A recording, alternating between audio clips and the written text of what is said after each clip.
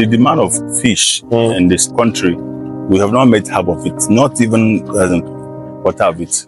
The demand of fish. Yeah, demand of fish. Yes, since it's like a catfish now, or fish now is like the cheapest protein you can have. Because the cost of goat meat now, the cost of cow meat now is not even chicken. Chicken, small chicken you sell at 12,000 to 13,000. Yeah, that means a lot of people need to go into fish farming. Yeah. Outside the consumption, it helps reduce the poverty alleviation issues in the states, in the country. I was into transportation, trucking precisely. So when I had a class in it, I thought of what to do. So a friend of mine now told me, I've given thoughts about farming. And my knowledge was like farming, cassava, maize. I said, no, I won't have the strength to do so. Yeah. He said, no, there's one thing a lot of people think, that when you say farming, it all means for you to be into hard work, digging the ground. Correct. A lot of people have that mentality up there. When you said farming, and I said, no, I can't, I won't be able to till ground and all that. He said, no, he said house boundary. It's okay, house boundary, tell me about it. Okay. I've been mentioned of piggery, snail and all that, but the one that got my attention was the poultry and the fishery.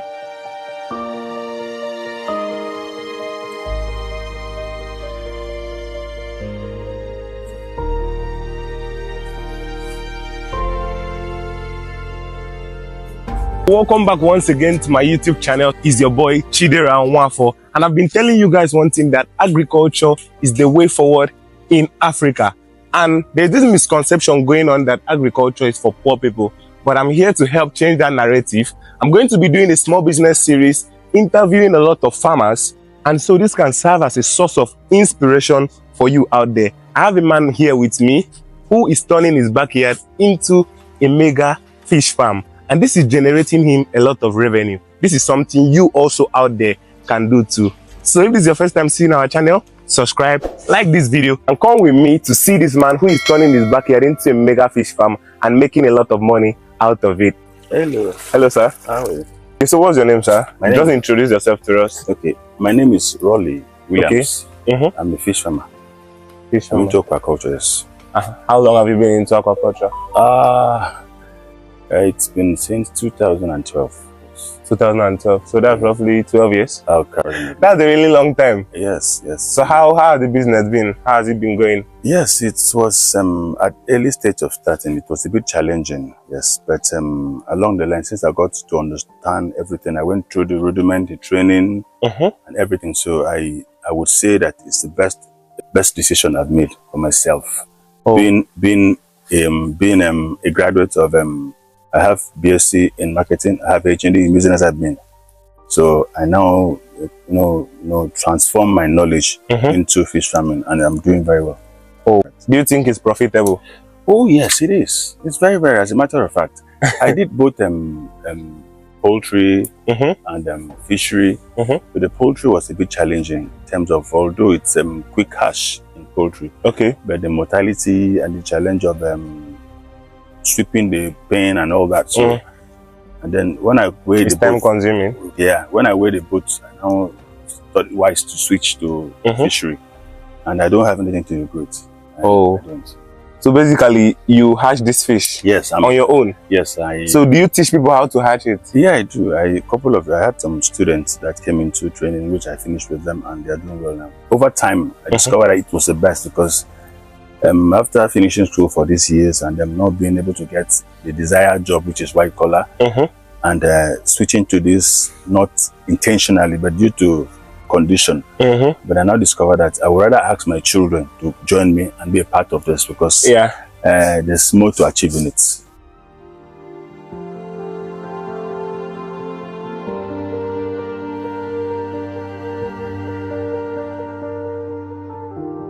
I grow them from day old. I hatch them, then I sell the juvenile. I'm into juvenile production. I hatch them. So as you can see, here is my hatchery. So why is the hatchery indoors? Because it's a bit controlled, weather and reaction. Everything about the temperature, the darkness. Catfish do well at a dark place. So, yes, so catfish do well at a dark place. Do well at dark place. So hatchery inside is controlled. Weather, name them. So that's why I prefer doing indoor hatchery. So how many times a day do you feed them when they're small? I feed them for 4 hours. For 4 hours? 4 hours, yeah. That means you need to be steady in the farm. You have nothing to do as a breeder.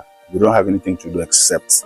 So if you want to accept, you're able to, like, occasionally, you know, when it comes to that first 2, 3, 4 weeks of their birth, I don't go far. I'm always around to make sure I take care of whatever should there be eventuality. You need to really, you focus here. That's just the whole thing. So all these fishes here that you are sorting, you hatch them here in your farm? Yes. Wow. Yes. I haven't. So like how many did you hatch?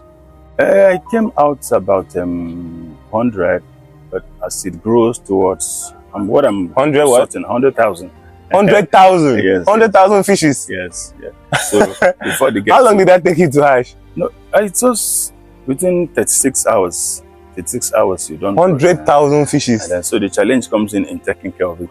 Okay. To the maturity, to the juvenile stage. Since what I recommend to buyers is juvenile. Okay. Avoid stories that dodge stress and. What do you mean by juveniles?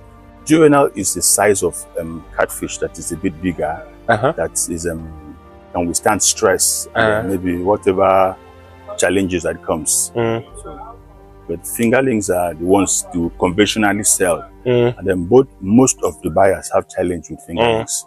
So I switch into juvenile, so that at the end of the day, every buyer that gets it finds it comfortable and okay. At least based on their recommendation and appreciation, I see that it's what was right. That means someone can just go into fish farming and just be hatching and selling, and not grow them to maturity. You just sell maybe the fingerlings or the juvenile. Yes, like what I'm doing. Although sometimes it seems as if it's not that strenuous, because the moment you pass that first 4 weeks of their birth, the rest just feed, change water. So it will look as if you are jobless.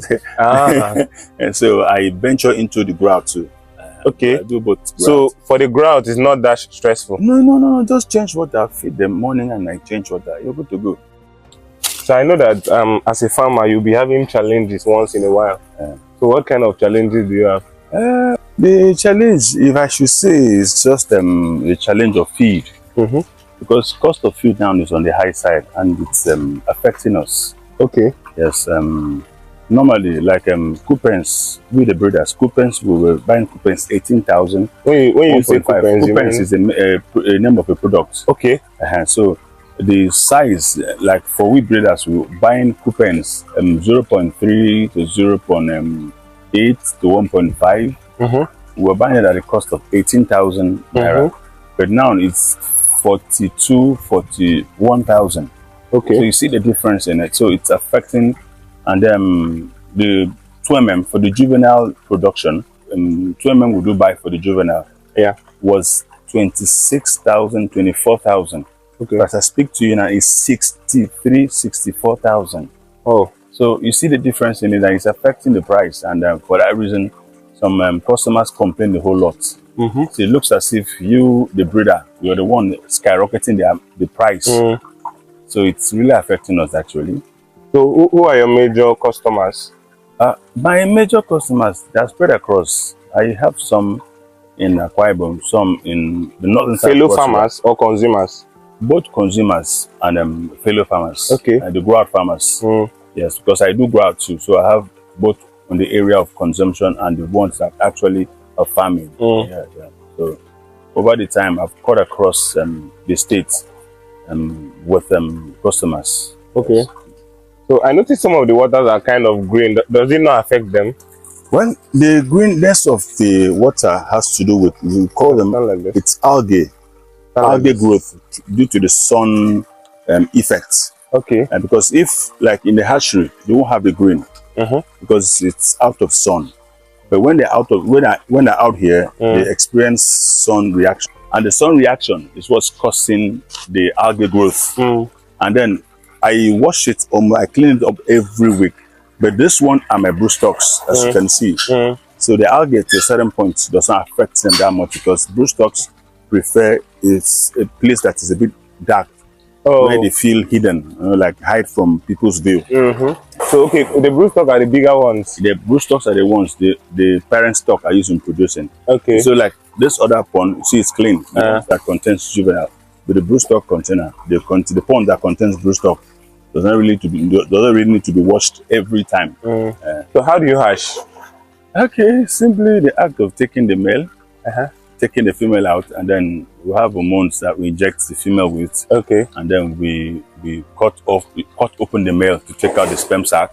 Okay. And then some you do all that on your own? Yes, now it's quite technical, but it's not difficult. Oh, it's not difficult. It's just technical. Everyone can learn it. Of course, it's open to everybody. Okay, so how big of a space does someone need to start up a fish farm? You don't need much. If you want to go into grow out, you don't need much space. All you need to do is to have a 12 by 12 by 4 feet, 2 of those ponds, which can contain 2,000 fish. Yeah. So for someone that wants to start with like maybe a small scale, maybe 500 fishes, it's still advisable, right? It's still advisable. Do you think fish farming is capital intensive? Yes, it's capital intensive. What I made mention of 2,000 fishes to stock.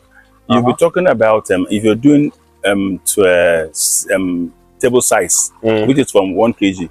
You were talking about 160 bags. 160 bags of feed. Yes, to take that 2,000. And then the cost of, because of the condition of the protein content that most of these feed companies are giving us. Yeah. Initially, we were taking 70 bags, 75 bags, but now even at 80, with special care and combination of foreign feed and local feed, you have that you have it at that 6 months, and then but even at that cost, it runs into 1.6 million. Yeah. Okay. Yeah, 1.5, 1.6 million for 2,000 fishes. For 2,000 so if someone can go for like 500, that means divided by 4. Correct. It's still something someone can try out. Of course. Maybe for those people that are looking for ways to invest their capital. Thank you. They can just maybe put it in there and So okay, I would want to ask the question. You know, a lot of people want to be sure of what they are investing in. Yes. So that they don't get to lose their money or they don't get to invest and the investment, the returns does not come back. Yes. What are the things you need to look out for when going into fish farming so you don't lose your fish, your fish does not die, and that way you don't lose your money? I always advise most of the fresh farmers that want to invest that first and foremost you consider the source of your seedlings, which is your stock. Okay. Yes. Then secondly, you must have water, quality water around your environment. 2, you must have space. So in which an incoming farmer who wants to, if you can get good stock, quality water, and then space with good feed, you are good to go. You have water, you have space, you have feed, you have good stock, as in from where you buy your product. Yeah, that's the fingerlings or the juvenile, precisely. I advise always for juvenile because of 1, mortality, 2, period of cycle period. So if you make sure that those 4 aspects are being taken care of, then you don't have a challenge. Okay. So when you talk about the and most importantly, a good mentor. Yes, to guide you at least for your first harvest. Okay. So that continuously you can do your best. You don't just wake up and do it. You must always have somebody that. So you don't make a mistake. Yeah. So you must always have somebody that will be by your side, watch you step by step till you get to. Because the moment you're done with that first harvest, at least by then you'll be able to understand what to do at your spare time. So do fish have like, is there any medication you give to them or? I always recommend probiotics. Probiotics, based on probiotics is more or less the organic. Why you use the word organic? Okay. Organic treatments. Okay. And just to make sure you boost their appetite, and then you disinfect them. Maybe you prevent them from sickness. But if you follow the right method, which is cleaning the water, making sure you don't have polluted, your water is not polluted. Okay. Then you will have like 90% free of disease breakout. That way you don't have disease and breakout. You make sure you change the water frequently. You don't overfeed them to pollute the water. You give them space as I went due, and if you feed them with the right feed, good quality feed, then you won't have need for treatment or whatever. For someone that maybe has a job, maybe you work a 9 to 5. Yeah. So can you be a fish farmer and still run a 9 to 5? Yes, you can comfortably a fish farmer, but you do a grout. Okay. So that when you say grout, you mean from what age? From juvenile sizes to 1 kg and above. Okay. So juveniles are how old? Juvenile are 8 weeks, 9 weeks, between 8 to 10 weeks. Okay. So you can get that and start feed them in the morning. All you need to do first thing in the morning, by say 6, 7, you've changed the water. By 7:38, you fed them, and they're off for work. And then when you get back from say 5, by 6, you wait maybe 6, 7, you feed them, and that is it. Oh, so that's very easy then. Yeah, it's easy. So how often should you change their water? Depending on the quantity you stock, capacity of your pond, but if you put at the right at the right space, you can change water 2 days, every 2 days. Every 2 days. Yes. And then you make sure you don't pollute the water by excess overfeeding. Because overfeeding too pollutes the water. And okay, so overfeeding is a problem. Yes, it's one of the factors. Okay. So you talked about fish farmers in Nigeria not being able to meet up the demand of fish farming. So someone who is starting up a fish farm, there's always a market for him or her. There's always a market, even within within Cross River State, there's enough market already. Okay.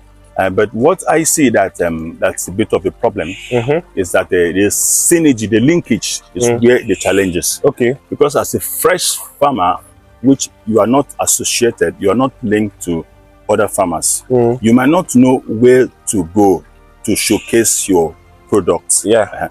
So I advise most of the farmers to come out to find a means of identifying yourself with other farmers. So that way, one, you'll be able to be taught, you'll be able to understand other experience. Because if, for example, farmers within this locality come together and open a platform, say a platform where they interact, there will be so many things, activity in that platform. One, sharing of knowledge, sharing of experience, sharing of these ideas, and then customer relationship will exhibit. Because the moment an old person in that platform has finished selling, and then buyers are still coming, the tendency of the person spreading to other ones who doesn't have is there. So that way you won't have challenge of keeping your fish and then looking for who to buy. Because what is happening now is a lot of persons don't have fish. So much customers are their neck. A lot of persons have fish, nobody to buy. So see, that linkage is where the challenge is. So they need to like come together. There's a need for you to come. Even if you have 30 pieces of fish in your farm, identify yourself with other farmers. So that way, what you do not know, you at least it will be easier for you to acclimatize. There's this misconception that a lot of people have in their head. A lot of people say things like farming is for poor people. Farming is for people that maybe people in the villages, all those kind of stuff. What do you think about that? It's quite very funny because when it comes to fish farming, it's capital intensive. The greatest challenge farmers have is access to finance.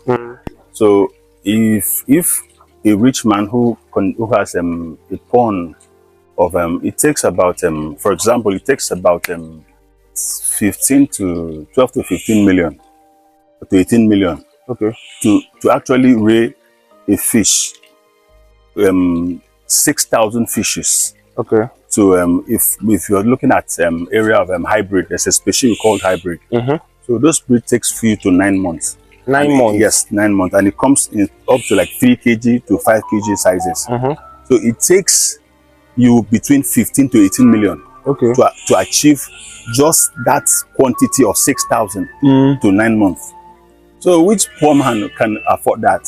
Now, you talked about 500 pieces of fingerlings of juvenile, and then it will take about 20 bags or 22 bags to rear them to a kg. And each of those bags cost about 22,000. So if you calculate 22,000 times 22 bags, you see that a poor man, because the average poor man cannot afford such amount. Talk less of a bag, you feed it's capital intensive, so it's not for poor. What's that one thing that you would say to someone who is thinking of going into farming? What's that one thing you would tell the person, like let's say for instance now a young guy who wants to go into fish farming and is like having this kind of doubts that it might work out, it might not work out, all those kind of things in mind? Fish farming is more or less for, I would recommend farming for retirees or intending retirees. After getting your pension and gratuity, you invested in fish farming, because at that time, it will help you both physically as an elderly person who just can't sit one place, walking around the farm, checking, feeding them, observing what is done, how it's done, is a means of exercise for you. Then getting the money fixed in that is what I recommend for retirees. As for young persons, they could actually, if they have the finance, because like we said, good, the fish farming is not for poor. So except you have means of finance to support yourself, then it's okay. Okay. But I would recommend every person who wants to do business to go into fish farming. So do you do trainings for people that want to learn? Do you do consultations? I do. Presently, I had 3 students who just graduated. Okay. And how long is it? It's 2 weeks ago. 2 weeks ago. Okay. So I settled them with 1,000 pieces of juvenile each, just like a support. You gave them 1,000 juveniles each? Yes, just like a support. All of them are in Cross River? Yes, they're all Cross River. So the class takes like how long? It took me 3 months. 3 months, because they followed through the theoretical aspect, the practical aspect. We do a production of 1 cycle, which took us to juvenile 10 weeks, 12 weeks, like I say. So they follow to that point. So what of someone that is outside Cross River? I can do that online. It's an online training, so that can be done too. Oh, okay.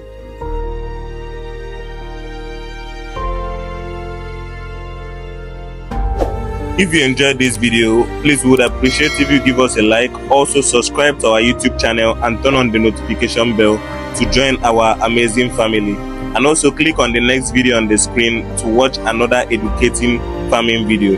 Thank you for watching once again. Do have a nice day, and until next time, bye bye.